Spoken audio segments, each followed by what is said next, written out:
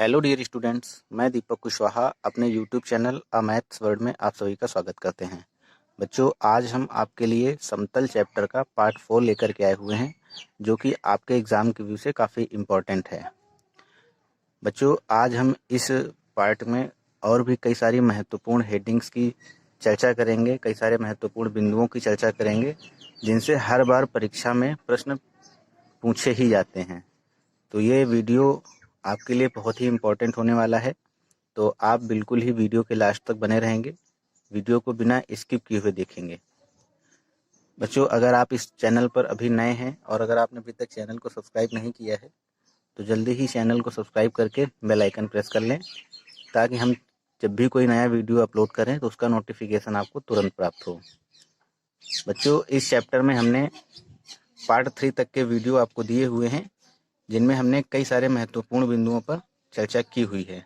अगर आपने उन वीडियोस को अभी तक नहीं देखा है तो उनका लिंक डिस्क्रिप्शन में है, आप प्लेलिस्ट से या डिस्क्रिप्शन से उन वीडियोस को जरूर देखें, जिसमें हमने आपको समतल का व्यापक समीकरण ज्ञात करना, मूल बिंदु से जाने वाले समतल का समीकरण ज्ञात करना, एक बिंदु से जाने वाले समतल का समीकरण ज्ञात करना, तीन बिंदु से होकर जाने वाले समतल का समीकरण ज्ञात करना, समतल का लंब रूपी समीकरण क्या होता है, समतल का अंतःखंड रूपी समीकरण क्या होता है, और बच्चों दो समतलों के परिच्छेद से जाने वाले समतल का समीकरण क्या होता है, आदि कई सारी महत्वपूर्ण हेडिंग्स के ऊपर हमने चर्चा की हुई है, जिनसे भी परीक्षा में प्रश्न हमेशा पूछे जाते रहे हैं।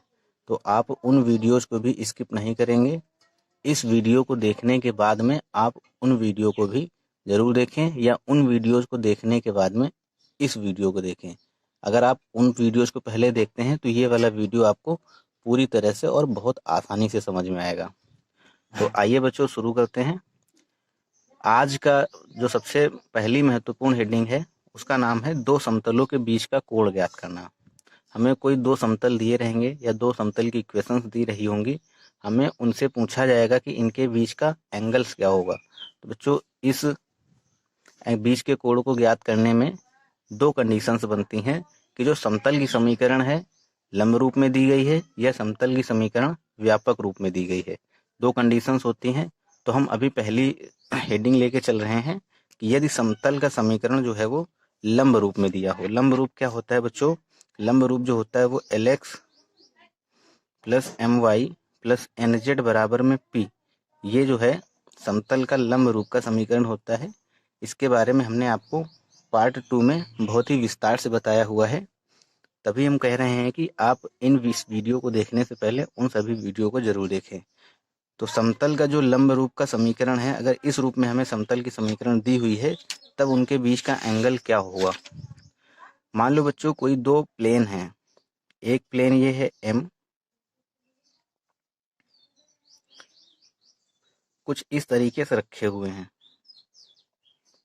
ये मान लो ABCD प्लेन है और ये मान लो CDEF प्लेन है, और इसका हम नाम और भी दे देते हैं, एक M नाम दे देते हैं इसको। यहाँ पे मान लो कोई पॉइंट M है और यहाँ पे कोई पॉइंट N है, जिस पर एक लंब नॉर्मल है, एक अभिलंब है PM।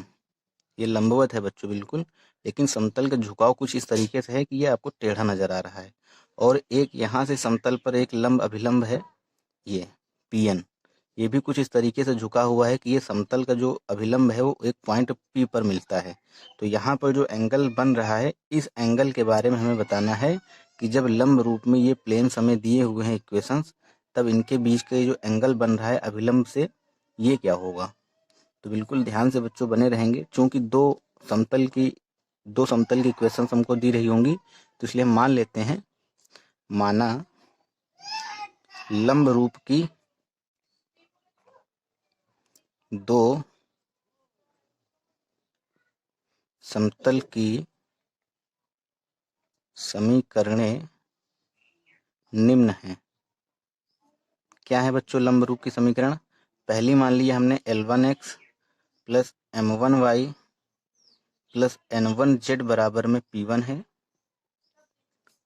और बच्चों जो दूसरी इक्वेशन है वो L2x plus M2y plus N2z बराबर में P2 है।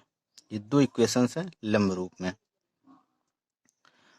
ये यहाँ से यहाँ तक की जो डिस्टेंस है या यहाँ से यहाँ तक जो इसका हमने नाम दिया वो PM है और ये अभिलंब है और ये PN है। तो इन PM क्योंकि लंब रूप की है तो इनकी इनकी दिक्कोज्यां होंगी। तो लिख लीजिए सिंस PM और PN की, सिंस लिख लीजिए माना PM और PN की दिक्कोज्याएं। दिक्कोज्याओं के बारे में अगर बच्चों आप नहीं जानते हैं तो अंतरिक्ष में बिंदु का पार्ट 2 वीडियो आप देखिए प्लेलिस्ट से निकाल के, तो उसमें आपको दिक्कोज्याओं के बारे में पता रहेगा कि दिक्कोज्याएं क्या होती हैं। PM और PN की दिक्कोज्याएं, मान लिया बच्चों पहले वाले समीकरण की जो दिक्कोज्या है वो L1 M1 और N1 है और दूसरे वाले इक्वेशन की जो दिक्कोज्या है वो L2 M2 N2 है।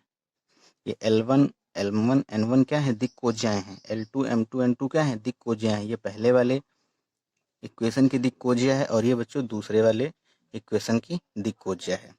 यदि, लिख लीजिए बच्चों, यदि दोनों समीकरणों के बीच का कोण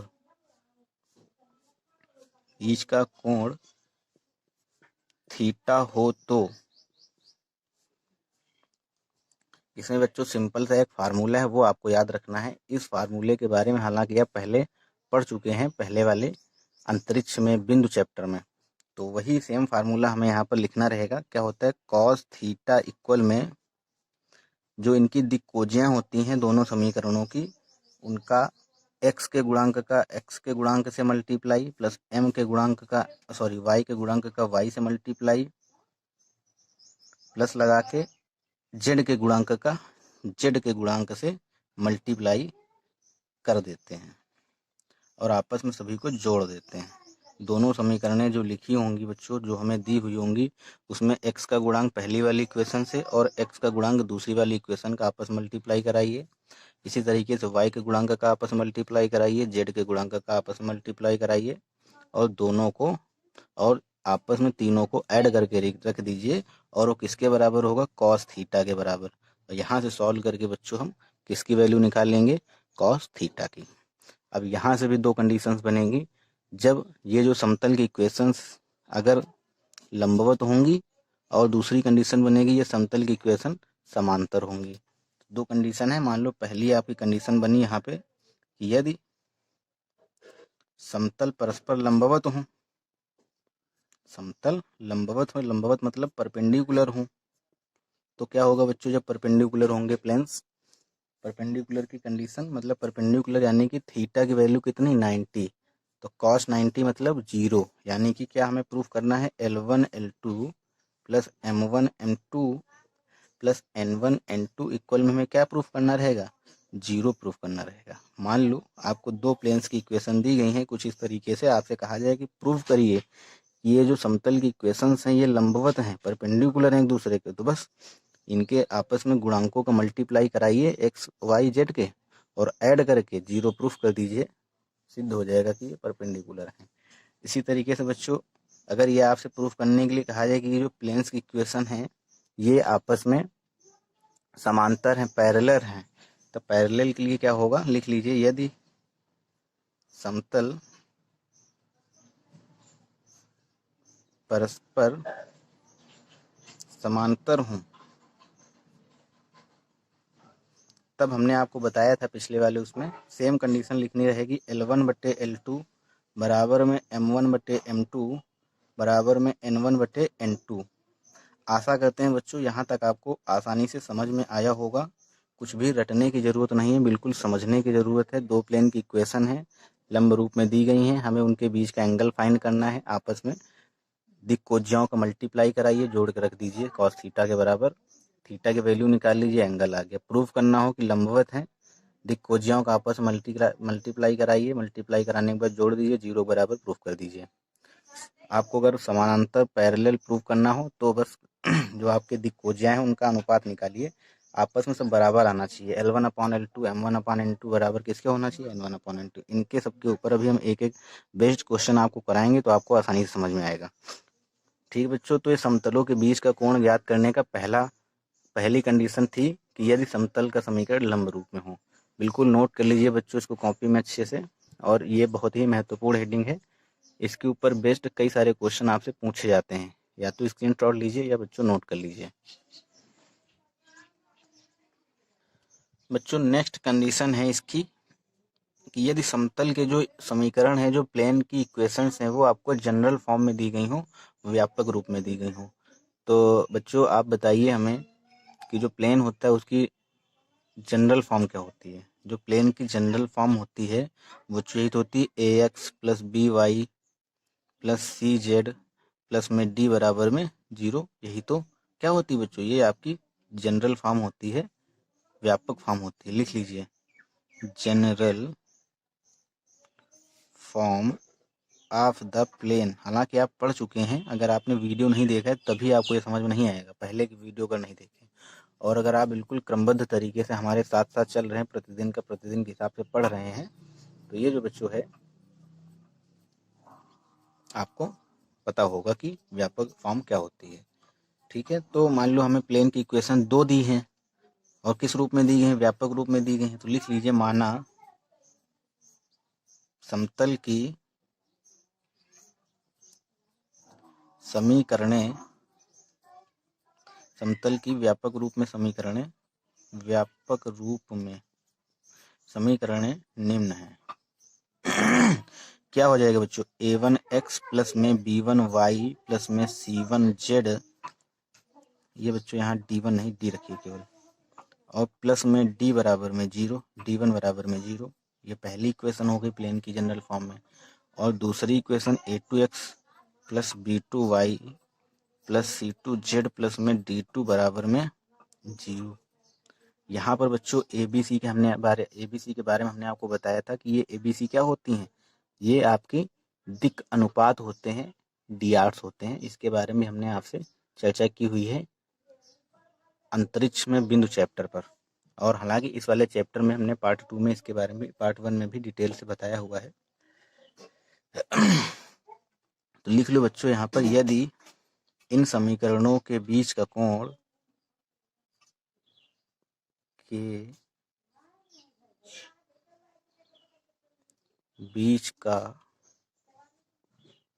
कोण थीटा हो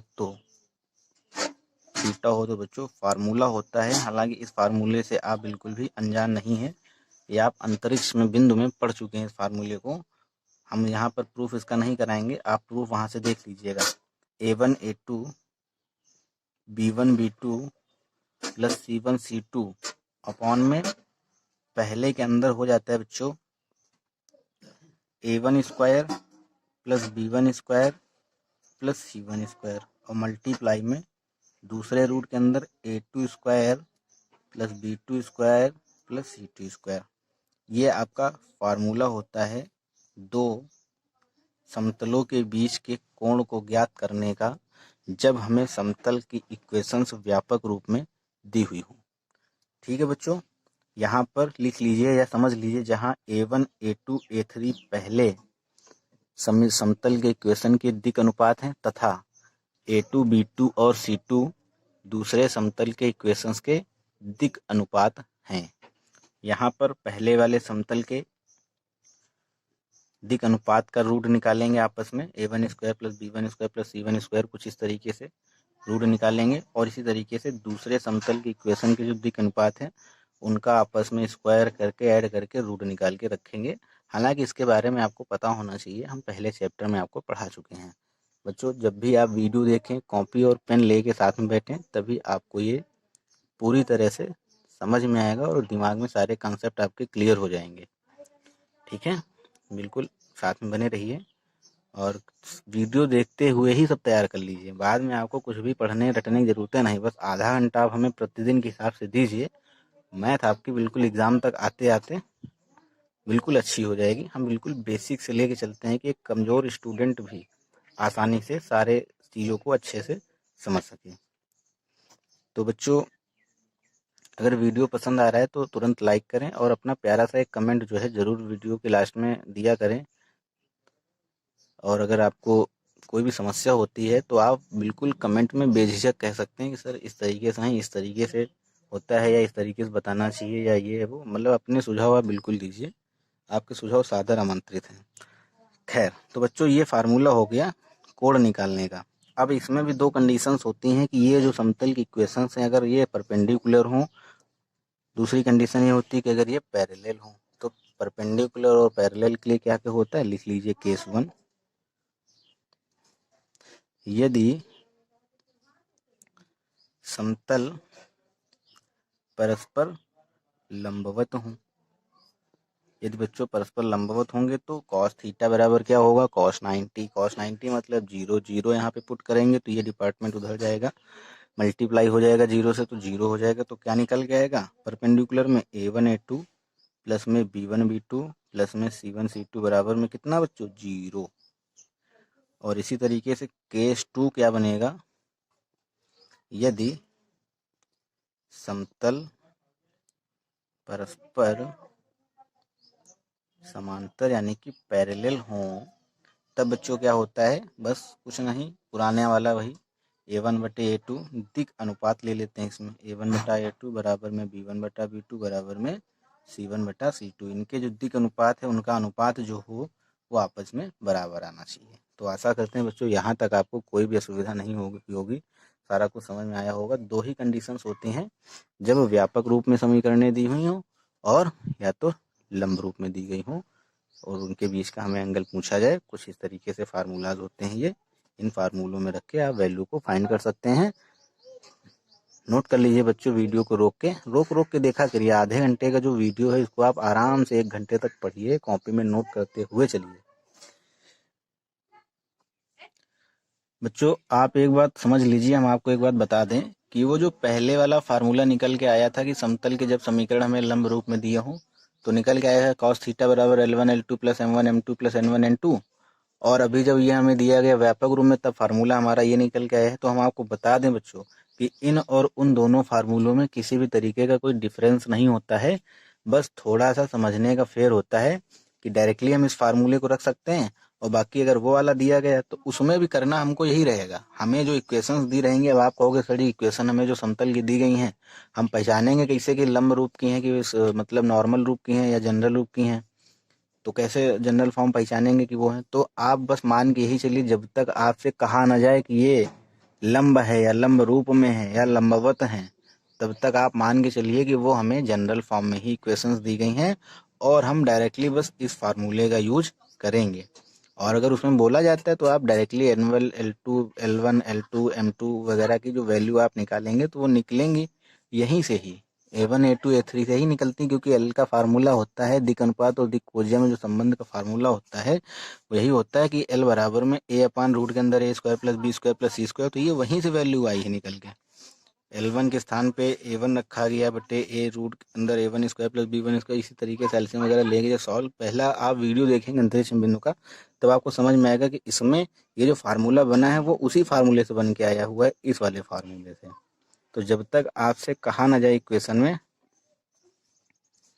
कि भाई ये लंब रूप वाला है या कैसा है, तो आप बिल्कुल ही अपने मन से समझिए उस बात को कि हमें ऐसे ही दिया हुआ है, जनरल फॉर्म में ही दिया हुआ है। तो फार्मूला जो लिखा हुआ है ये तो लंब रूप के लिए था थीटा निकालने का, लेकिन जो L1 की, बच्चों आपको जरा सा भी कंफ्यूज नहीं होना है।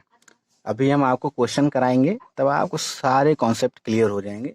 अगर आपको लग रहा है कि हमने आपको थोड़ा सा भी कंफ्यूज किया तो आप बिल्कुल कंफ्यूज मत होइए। बस हम आपसे ये कहना चाहते हैं कि ये वाला फार्मूला और ये वाला फार्मूला दोनों होते एक ही हैं, क्योंकि ये फार्मूला जो है इसी से बन के आया हुआ है। अभी हम आपको क्वेश्चंस कराएंगे 2-4, तब आपको ये सारा का सारा कुछ समझ में आएगा। बस वीडियो के लास्ट तक बने रहिएगा। आइए क्वेश्चन कराते हैं बच्चों आपको। मान लो बच्चों आपको क्वेश्चन दिया गया है, दो समतल की इक्वेशंस हैं 2x plus Y minus 2z plus 6 बराबर 0 और दूसरी इक्वेशन है 2x minus 3y plus 6z plus 18 बराबर में 0। हमें इन दोनों प्लेन्स के बीच का एंगल फाइंड आउट करना है। तो आप समझ लीजिए, या आप इसको जनरल फॉर्म मान लीजिए या आप इसको नॉर्मल फॉर्म मान लीजिए, आंसर दोनों से मैच करिएगा। चलो मान लेते हैं कि ये, आप बताइए हम क्या मान के चलें, जनरल फॉर्म मान के चलें, ठीक है पक्का?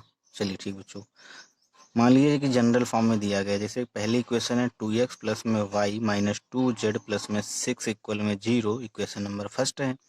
और दूसरी दी गई है 2x माइनस में 3y प्लस में 6z प्लस में 18 बराबर में 0 इक्वेशन नंबर 2। तो बच्चों बताइए पहली वाली इक्वेशन से a1 क्या आ जाएगा, a1 बराबर है 2, b1 बराबर है 1 और c1 बराबर में क्या है -2। d1 से कोई लेना देना नहीं है, हालांकि लिखना चाहो तो लिख लो, d1 बराबर +6 और यहाँ से इस वाली इक्वेशन से a2 बराबर में है क्या 2, b2 बराबर में है क्या -3, c2 बराबर में क्या है 6 और d2 बराबर में है 18। बच्चों जब हम इसको ये मान के चलें कि ये हमें दिक् अनुपात दिए गए हैं, डायरेक्शन रेशियो दिए गए हैं या जनरल फॉर्म में इक्वेशन दी गई है, तब दोनों के बीच का एंगल फाइंड करने का क्या फार्मूला होता है। वेरी गुड बेटा, यही होता है ना, cos थीटा बराबर में a1 a2 प्लस में b1 b2 प्लस में c1 c2 और बटा में पहले रूट के अंदर a1 स्क्वायर प्लस में b1 स्क्वायर प्लस में c1 स्क्वायर। बच्चों आपको फार्मूले रट गए होंगे बिल्कुल, इतनी बार हमने लिखाया यहाँ पे, a2 स्क्वायर प्लस में b2 स्क्वायर और प्लस में c2 स्क्वायर।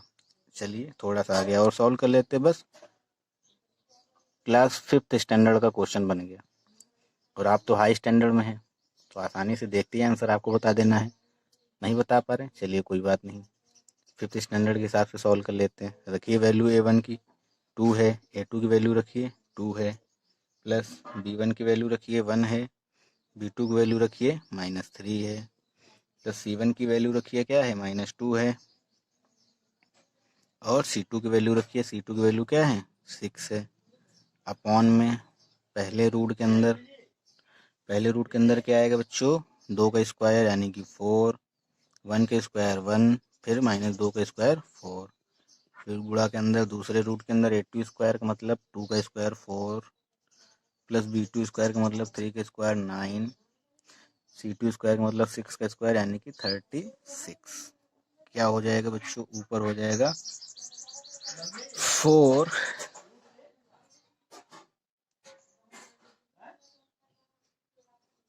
-3 और माइनस का 12,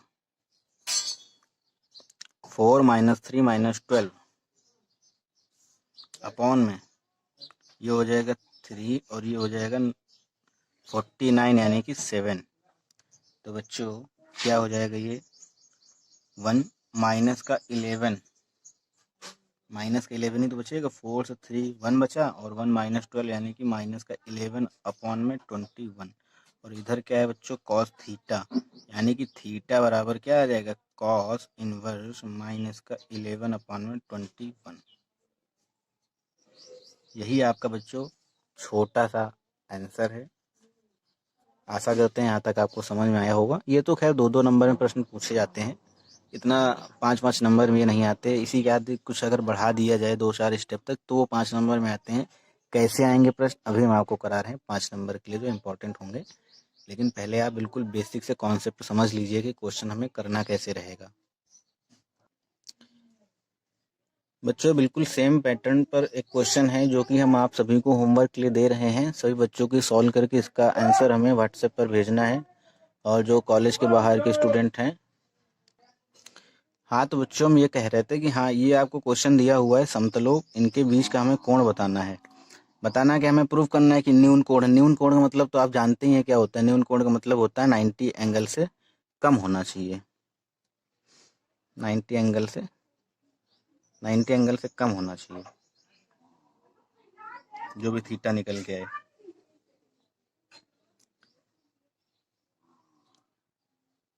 ठीक है बच्चों, तो ये क्वेश्चन आपको घर से सॉल्व करना है, स्वयं से करना है। अभी हम आपको 2-4 क्वेश्चन और दे रहे हैं जो कि आपको स्वयं से करने रहेंगे और उन क्वेश्चनों को आपको सॉल्व करके तुरंत हमें व्हाट्सएप पे भेजेंगे।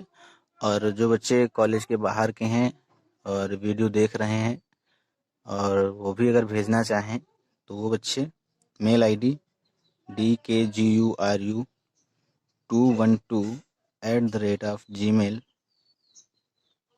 इस पर आप सभी लोग आंसर हमें सेंड करेंगे।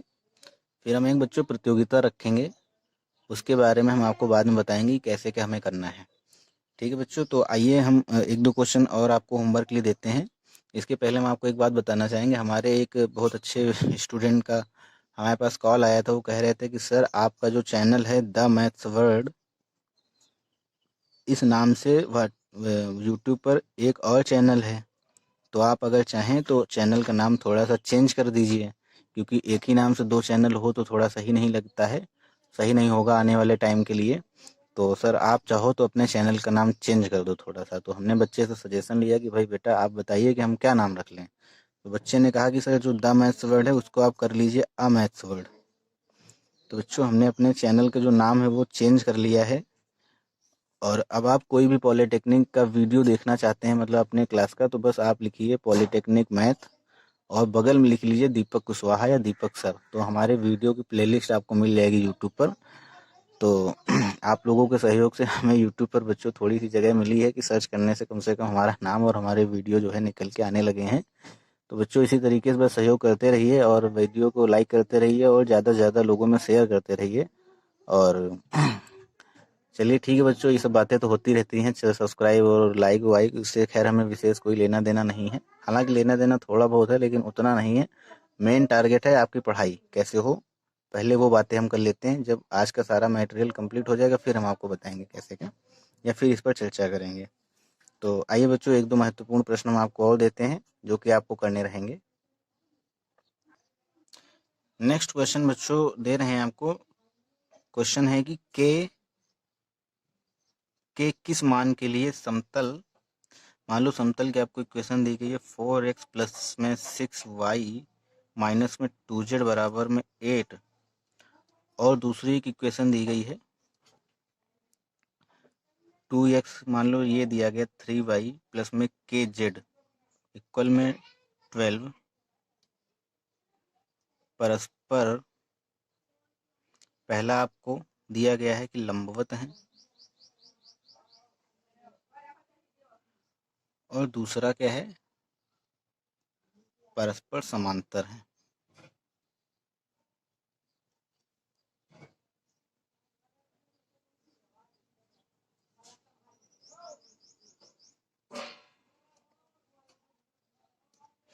बच्चों ये क्वेश्चन है, आपको होमवर्क लिए है, घर से करना है। एक क्वेश्चन हम आपको करा रहे हैं, थोड़ा सा सही है और पिछली बार की परीक्षा में पूछा भी जा चुका है। तो ये दो क्वेश्चन हैं बच्चों, इन्हें आपको स्वयं से करके हमें आंसर जो है व्हाट्सएप या मेल पर भेजना है। सभी बच्चे, जितने बच्चे वीडियो देखेंगे सभी बच्चों को भेजना रहेगा। चलिए एक क्वेश्चन आपको हम दे रहे हैं जो कि इम्पोर्टेंट है और पूछा जा चुका है, इसी पैटर्न पर है। तो देखते हैं बच्चों, बहुत ही महत्वपूर्ण प्रश्न है। अब आप यहाँ पे लिखिए, मतलब देखिए, कह रहे हैं कि समतल का जो समीकरण है हमें ऐसे समतल का समीकरण बताना है जो बिंदु इससे होकर जाता है। मतलब सबसे पहला काम क्या है कि एक बिंदु से होकर जाने वाले समतल के समीकरण की इक्वेशन नोट कीजिए। लिखिए, क्या लिखेंगे बच्चों, बिंदु 1, 2, 4 से होकर जाने वाले समतल का समीकरण। बताइए बच्चों क्या होता है एक बिंदु से होकर जाने वाले समतल का समीकरण। ये होता है a x minus x one, formula पहले लिखे थे ताकि जो बच्चे नए हैं, जो पहले वाले वीडियो नहीं देखे, उनको भी समझ में आ जाए। B y minus y one plus c z minus z one बराबर में 0। ये बच्चों एक बिंदु से होकर के जाने वाले समतल के समीकरण का फार्मूला होता है। तो बच्चों यहाँ पे हमें x1 y1 z1 की वैल्यूज जो हैं वो दी गई हैं। तो क्या हो जाएगा, यहाँ पे a x माइनस x1 के प्लेस पे 1 रखेंगे, plus b y1 y minus y1 के प्लेस पे 2 रखेंगे, plus c z minus z1 के प्लेस पे क्या रखेंगे 4, और इक्वल में 0। ये क्वेश्चन नंबर फर्स्ट है। अब कह रहे हैं कि जो बिंदु से होकर के जाता है, मतलब उस समतल का समीकरण ज्ञात कीजिए। हमने ज्ञात कर लिया जो एक बिंदु से होकर के जाता है। और ये जो बच्चों समतल का समीकरण है ये इन दोनों समतलों पर लंबवत है। फिर से समझिए, जो हमने एक बिंदु से होकर के जाने वाले समतल का समीकरण ज्ञात किया है, निकाला है, वो पहले समतल और दूसरे समतल पर क्या है, लंबवत है। फिर से देखो क्वेश्चन की लैंग्वेज पढ़िए। कह रहे हैं कि उस समतल का समीकरण ज्ञात कीजिए जो बिंदु 1, 2, 4 से होकर के जाता है। तो हमने उस समतल का समीकरण ज्ञात कर लिया जो 1, 2, 4 से होकर के जाता है, तथा समतलों ये वाला और ये वाला पर लंबवत है। कौन लंबवत है, ये वाला समीकरण लंबवत है। ठीक है बच्चों, तो इसको समीकरण नंबर 1 मान लिए हैं। और इसके आगे भी इसको थोड़ा सा सॉल्व कर लेते हैं। क्या हो जाएगा ये ax माइनस का a प्लस by माइनस का 2b प्लस cz माइनस का 4c बराबर में 0। तो बच्चों ax by प्लस cz वाले पद एक पास रख लेते हैं प्लस cz, और यहाँ पे माइनस को कॉमन ले लेते हैं या ले लीजिए, तो यहाँ हो जाएगा प्लस का a प्लस का 2b प्लस का 4c और बराबर में 0। ठीक है बच्चों, एक ये इक्वेशन हमारी बन गई है। ये जो समतल की इक्वेशन बन के आई है, ये समतल की इक्वेशन इस पर और इस पर लंबवत है। किस पर इस पर और इस पर लंबवत है ये वाली इक्वेशन। तो ये वाली इक्वेशन को एक बार लेके चलेंगे, फिर एक बार ये वाली इक्वेशन को लेके चलेंगे, और दो समतलों के लंबवत होने वाला जो हमने आपको शर्त बताई हुई है, कंडीशन बताई हुई है, उसमें अप्लाई करेंगे। फिर वहां से हम A1 ABC के मान निकालेंगे और यहाँ पे पुट करेंगे। हालांकि अभी आप समझ नहीं पा रहे दूरदृष्टि कि हमें आगे करना क्या है, तो एक दो स्टेप हम और आगे चलते हैं, तब आपको समझ में आएगा कि हमें करना क्या है। तो बच्चों इसकी हम कंपेरिजन करे ले रहे हैं किससे, a1x plus b1y plus c1z plus d1 से इसकी कंपेरिजन करे ले रहे हैं। तो यहाँ से a1 बराबर क्या मिल जाएगा हमें, a1 मिलेगा a और b1 मिलेगा b और c1 मिलेगा c। हमें d से कोई लेना देना है नहीं, छोड़ देते हैं। अब हमें कह रहे हैं कि जो ये वाली समतल है, इस पर ये वाली समतल की इक्वेशन लंबवत है। तो जो दी हुई समतल की इक्वेशन है, यहाँ पे लिखिए, दिया हुआ समतल क्या है, दिया हुआ समतल है 3x plus 2y plus 6z minus का 18 बराबर में 0। तो इसकी कंपेरिजन किससे करेंगे, a2x plus b2y plus c2z plus d2 बराबर में 0। तो यहाँ से बच्चों a2 की वैल्यू क्या आएगी, a2 की वैल्यू आएगी 3, b2 की वैल्यू क्या आएगी 2, c2 की वैल्यू 6। अब c2 की वैल्यू 6। तो बच्चों अब आप बताइए कि जो कंडीशन होती है लंब होने की क्या होती है, जो दो समीकरणें हैं वो परस्पर लंबवत होंगी कब, जब लंबवत होंगी कब, लंबवत होंगी कब, जब a1 a2 plus b1 b2 और प्लस c1 c2 बराबर में कितना होना चाहिए, 0 के होना चाहिए। यही तो होता है। तो a1 के प्लेस पे a है, a2 के प्लेस पे 3 है, b1 के प्लेस पे b है, b2 के प्लेस पे 2 है, c1 के प्लेस पे c है, c2 के प्लेस पे 6 है, इक्वल में 0। क्या आ जाएगा यहाँ से बच्चों, देखिए 3a plus 2b plus 6c बराबर में 0। ये क्वेश्चन नंबर सेकेंड आ गई हमारी। आशा करते हैं बच्चों यहाँ तक आपको पल्ले पड़ा होगा, समझ में आया होगा। देखिए अब इसी तरीके से ये वाली जो पॉइंट्स निकल के आए हैं a1 b1 c1 वाले, अब इस वाली इक्वेशंस को यहाँ पे हम लिखेंगे। दिया हुआ जो दूसरा दिया हुआ पहला दिया हुआ फर्स्ट समतल जो है ये है, अब दिया हुआ दूसरा समतल उसको यहाँ रखेंगे, फिर उसकी हम a2x plus b2y plus c2z plus d2 से तुलना करेंगे। वहां से a2 का मान आएगा 2, b2 का मान आएगा -3, c2 का मान आएगा 4, और वो दोनों ये वाला और ये वाला जो प्लेन है ये परस्पर लंबवत होंगे। तो एक ABC के फॉर्म में एक और इक्वेशन बनेगी, उसको मानेंगे थर्ड इक्वेशन, और सेकेंड और थर्ड को जब हम सॉल्व करेंगे वज्र गुणनखंड विधि से, तो बच्चों हमें ABC की वैल्यू मिलेगी, और जो ABC की वैल्यू हमें मिलेगी वो हम इक्वेशन नंबर फर्स्ट में हम रखेंगे। रखने पर इसको सॉल्व करेंगे, फिर ax plus by plus cz के रूप में जो हमें इक्वेशन मिलेगी वही बच्चों प्लेन की इक्वेशन होगी। आशा करते हैं यहाँ तक आपको समझ में आया होगा। आइए इसको हम कंप्लीट कर लेते हैं। तो बच्चों देखते हैं दूसरा जो समतल का इक्वेशन हमें दिया गया है यहाँ पे क्या है, वो है 2x माइनस का 3y प्लस में 4z और इक्वल में 10। इसकी हम इक्वल में 10 है, बराबर की साइड ले आओ, माइनस में 10 बराबर में 0। इसकी तुलना करोगे किससे, a2x plus b2y plus c2z plus d2 बराबर में 0 से। तो यहाँ से हमें a2 की वैल्यू क्या मिल जाएगी, a2 की वैल्यू मिलेगी बच्चों 2, b2 की वैल्यू मिलेगी -3, c2 की वैल्यू क्या मिलेगी c2 की वैल्यू क्या है यहाँ पे 4, c2 की वैल्यू 4। बस लंबवत होंगी क्या, जब a1 a2 plus b1 b2 plus c1 c2 बराबर में 0। तो बच्चों a1 के प्लेस पे a है, a2 के प्लेस पे 2 है, b1 के प्लेस पे b है, B2 के प्लेस पे -3 है, C1 के प्लेस पे C है, C2 के प्लेस पे 4 है, बराबर में 0। तो बच्चों इसे जब हम सॉल्व करेंगे क्या हमें मिलेगा, 2A माइनस 3B प्लस का 4C इक्वल में 0। ये इक्वेशन नंबर 3। बच्चों ये इक्वेशन जो यहाँ पे लिखी हुई है थोड़ा सा धुंधला धुंधला टाइप का जो आपको दिख रहा है, यहाँ पे धुंधली टाइप की इक्वेशन दिख रही है, ये इक्वेशन नंबर 2 है। अब हमें सेकंड और थर्ड को सॉल्व करके ए बी सी के मान निकालने हैं। यहाँ तक बच्चों नोट कीजिए, फिर हम पूरा ये रफ करने जा रहे हैं। यहाँ पे लिखिए बच्चों, समीकरण 2 और 3 को कौन से मेथड से सॉल्व करेंगे, वज्र गुणनखंड विधि से। वज्र गुणनखंड विधि के ऊपर आधारित हमने एक प्रश्न आपको पार्ट 1 या 2 में कराया हुआ था। अगर आपने वो वीडियो नहीं देखा है तो प्लेलिस्ट से उसको भी जरूर देखें। बच्चों हमने बताया हुआ है 3 अननोन हो और समीकरण हमारे पास 2 हो, हमें वैल्यू किसी 3 की निकालनी हो, समीकरण 2 हो, तब कैसे निकालते हैं, इसके लिए हम वज्र गुणनखंड विधि का प्रयोग करते हैं। बच्चों कैसे करेंगे, यहाँ का जो गुणांक है, यहाँ का जो गुणांक है, यहाँ का जो गुणांक है, मतलब ए बी और सी, इनको हम ऐसे लिख लेते हैं, ए बी सी सबके नीचे बटा बराबर में बटा बराबर में बटा। ए का गुणांक छोड़ देते हैं, जो बचता है बी और सी दोनों बचे, तो इधर बी के गुणांक का सी के गुणांक से मल्टीप्लाई माइनस इधर सी के गुणांक का बी के गुणांक से मल्टीप्लाई। तो बच्चों यहाँ पे बी के गुणांक का सी के गुणांक में देखो, जो यहाँ लिखते हैं उसके नीचे का कोफिशिएंट छोड़ देते हैं, उसको बंद कर लेते हैं, फिर आगे बढ़ते हुए क्रॉस मल्टीप्लीकेशन करते चले हो जाते हैं।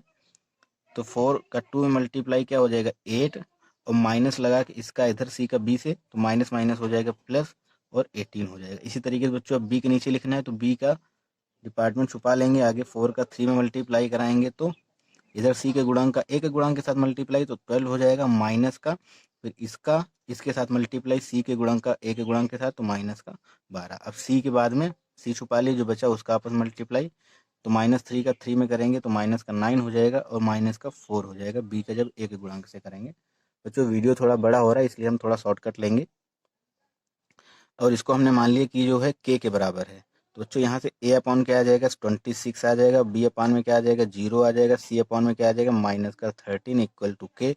यहाँ से ए के बार के बराबर सारी वैल्यू हम कर देते हैं, तो बच्चों ए की वैल्यू क्या आएगी 26 के, बी की वैल्यू क्या आएगी 0, सी की वैल्यू आएगी माइनस का 13 के। ये लिख लीजिए, हमने माना है के। ठीक है, अब ये जो वैल्यू आई है ए बी सी की, इनको हम कहाँ रखेंगे, पुट इन 1 में जब हम पुट करेंगे तो बच्चों क्या आएगा, ए के प्लेस पे 26 के हो जाएगा, x माइनस 1 प्लस बी के प्लेस पे 0 हो जाएगा, तो पूरा डिपार्टमेंट 0, प्लस सी रखेंगे तो माइनस का 13 के, और z माइनस 4 बराबर में 0। बच्चों बस इसी को सॉल्व करना है, के सभी में कॉमन मिल रहा है, कॉमन लेके उधर भेज देंगे तो 0 हो जाएगा। इसको थोड़ा सही से लिख लो, नहीं तो जल्दी के चक्कर में सब गलत कर लोगे।